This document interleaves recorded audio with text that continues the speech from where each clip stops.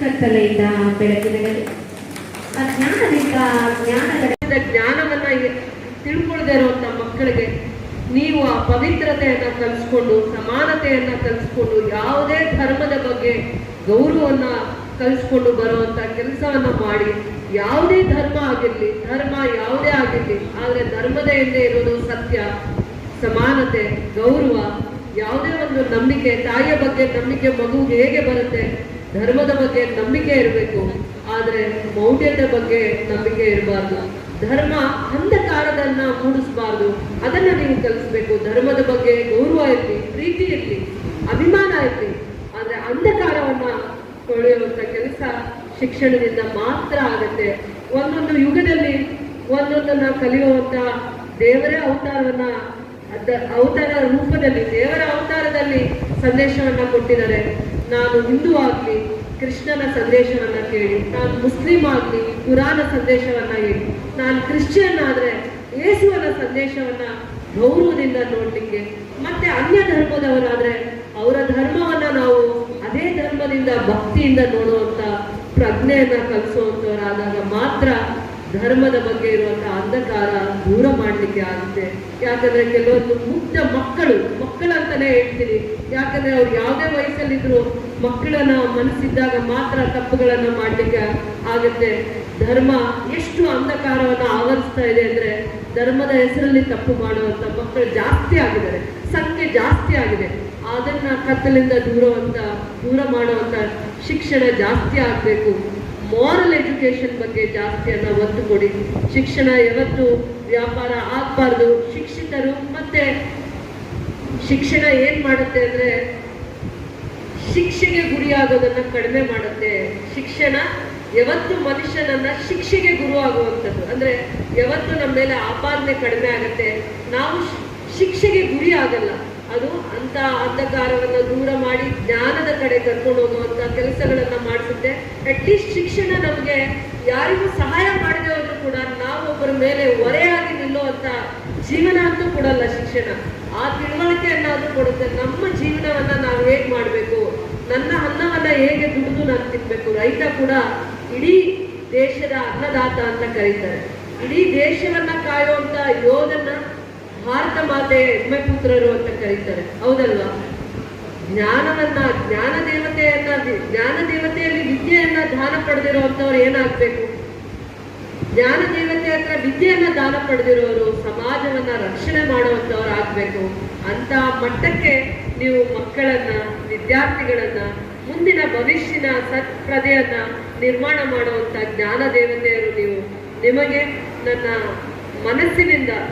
ತುಂಬ ಮನಸ್ಸಿನಿಂದ ನಿಮಗೆಲ್ಲರಿಗೂ ಕೂಡ ಕೋಟಿ ನಮನಗಳು ಅಂತ ಹೇಳ್ತಾ, ಇವತ್ತಿನ ಈ ಕಾರ್ಯಕ್ರಮ ಬರೀ ಶಿಕ್ಷಕರಿಗೆ ಮಾತ್ರ ಆತ್ಮೀಯರಾಗಿರ್ಲಿಲ್ಲ, ನಮ್ಮೆಲ್ಲರಿಗೂ ಕೂಡ ಎಷ್ಟೊಂದು ಜನದ ಜೊತೆ ಒಡನಾಟ ಇಟ್ಕೊಂಡಿದ್ರು. ಆತ್ಮೀಯತೆ ಹೇಗಿತ್ತಂದ್ರೆ ಎಲ್ಲಾರನ್ನೂ ಬಾಯಿ ತುಂಬ ಅಕ್ಕ ಅಂತಾನೆ ಸಂಬೋಧನೆ ಮಾಡ್ತಾ ಇದ್ದಿದ್ದು.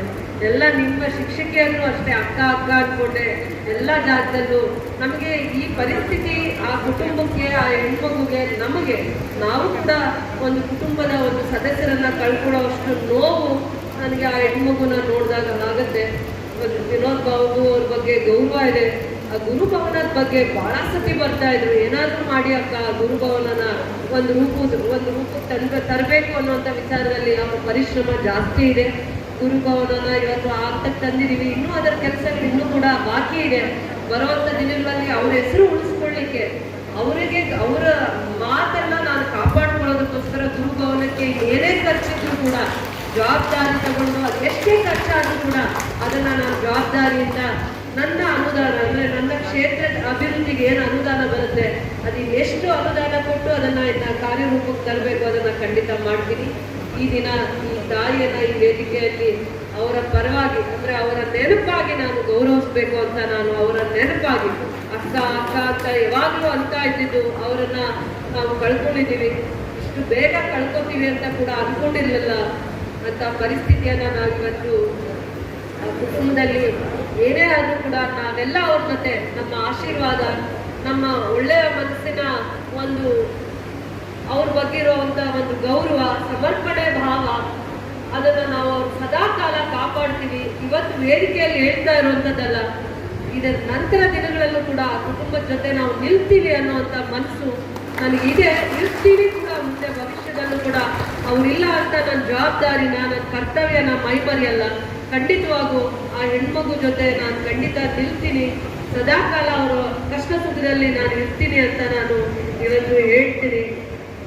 ಇದೆ ನಿಮ್ಮ ಬಗ್ಗೆ ಕೂಡ ನನಗೆ ಬಹಳ ಗೌರವ ಇದೆ ಅಂತ ಹೇಳಲಿಕ್ಕೆ ಈ ವೇದಿಕೆ ಮುಖಾಂತರ ತಿಳಿಸ್ತೀನಿ.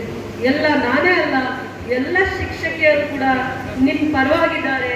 ನಿಮಗೆ ಅವರ ಎಲ್ಲ ಮನಸ್ಸಿನಿಂದ ನಿಮ್ಗೆ ಆಶೀರ್ವಾದ ಮಾಡ್ತಾರೆ.